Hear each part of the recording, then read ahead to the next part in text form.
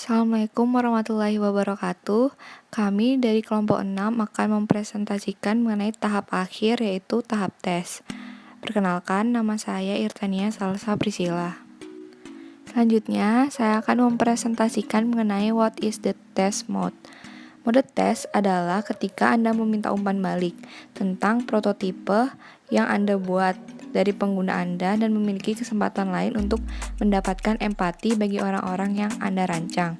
Selanjutnya, pengujian adalah kesempatan lain untuk memahami pengguna Anda, tetapi tidak seperti mode empati awal. Anda sekarang mungkin telah melakukan lebih banyak pemingkaian masalah dan membuat prototipe itu untuk diuji.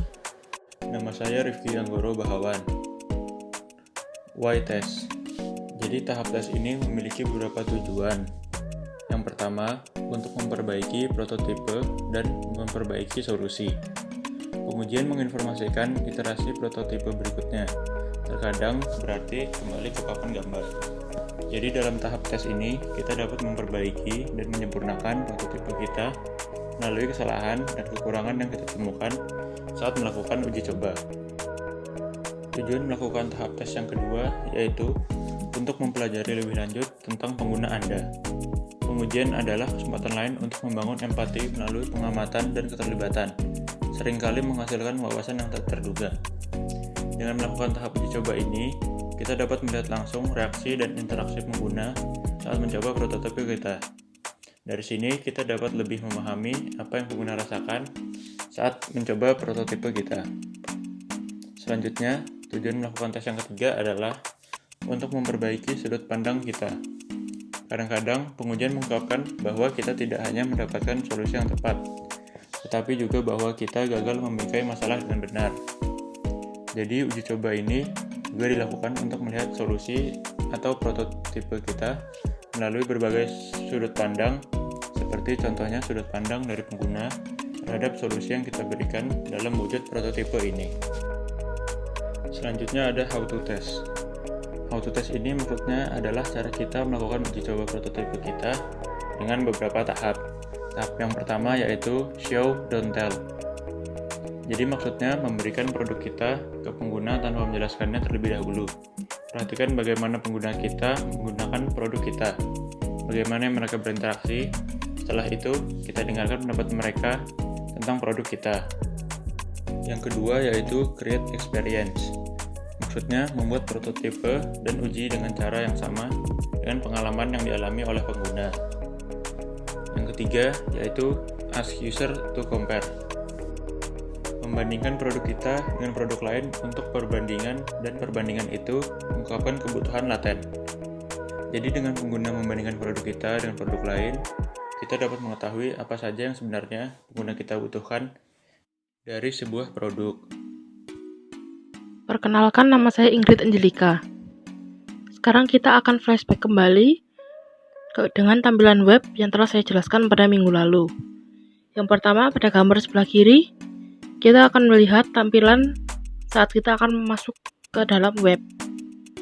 Lalu pada gambar di sebelah kanan, dapat dilihat ini adalah tampilan web kami yang memiliki beberapa fitur-fitur.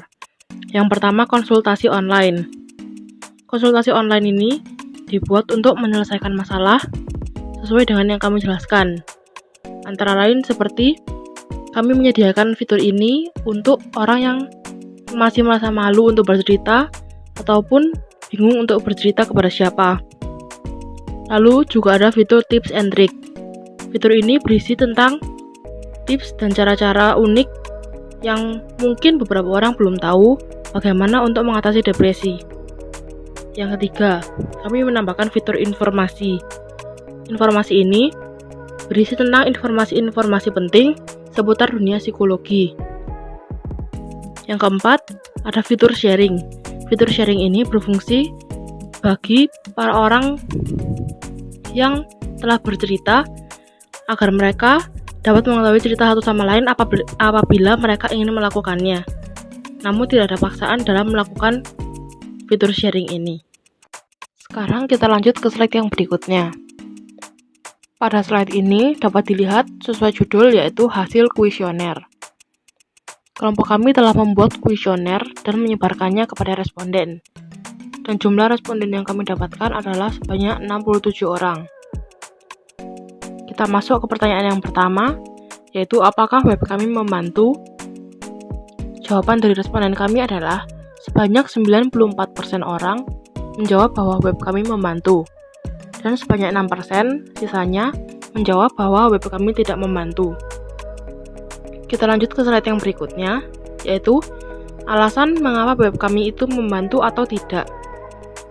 Pada kolom membantu, terdapat beberapa jawaban dari responden kami. Yang pertama, banyak orang yang tidak memiliki wadah untuk bercerita mengenai keluh kesahnya. Yang kedua, web kami dapat menjadi teman untuk bercerita. Yang ketiga, sehubungan dengan isu mental health, web ini sangat membantu. Yang keempat, tidak perlu bersusah payah untuk janji temu secara langsung. Pada kolom di sebelahnya, yaitu mengapa responden kita menjawab tidak membantu. Yang pertama, tetap dibutuhkan tenaga ahli untuk mengatasi hal itu. Yang kedua, banyak orang yang sudah tahu bagaimana cara mengatasi permasalahan, namun beberapa orang malas untuk melakukannya. Yang terakhir, menurut responden, untuk berkonsultasi lebih nyaman apabila dilakukan secara langsung atau tatap muka. Wahyu Saiful Anam akan melanjutkan presentasi dari kelompok kami mengenai apa saja yang kurang dari web kami.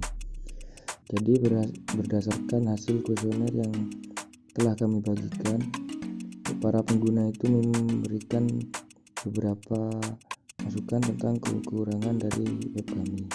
Yang pertama yaitu memberikan fitur notifikasi setiap minggu agar pengguna merasa tertarik untuk kembali menggunakan website.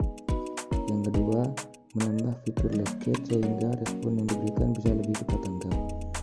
Yang ketiga, kerjasama dengan tenaga ahli yang jelas dan dicantumkan namanya. Yang keempat, penambahan background musik agar pengguna lebih merasa lebih tenang. Perkenalkan, nama saya Miftakuratul Aini. Baik, selanjutnya saya akan mempresentasikan tentang kritik dan saran dari responden. Jadi, berdasarkan kuesioner yang telah kami buat, responden memberikan berbagai kritik dan saran, yaitu ada penambahan fitur baru. Mungkin kalian bisa menambahkan beberapa fitur baru agar kami para pengguna tidak bosan dan memiliki banyak pilihan-pilihan fitur yang bisa kami buka di web atau aplikasi milik kalian. Yang kedua, perbaikan dari tampilan web agar lebih menarik. Kalian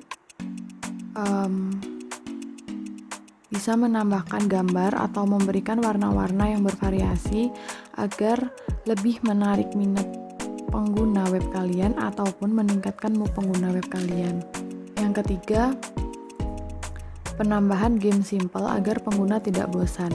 Kalian bisa menambahkan beberapa game simple dan menarik agar pengguna bisa bermain game saat mereka menunggu balasan dari kalian ataupun saat mereka membutuhkan hiburan.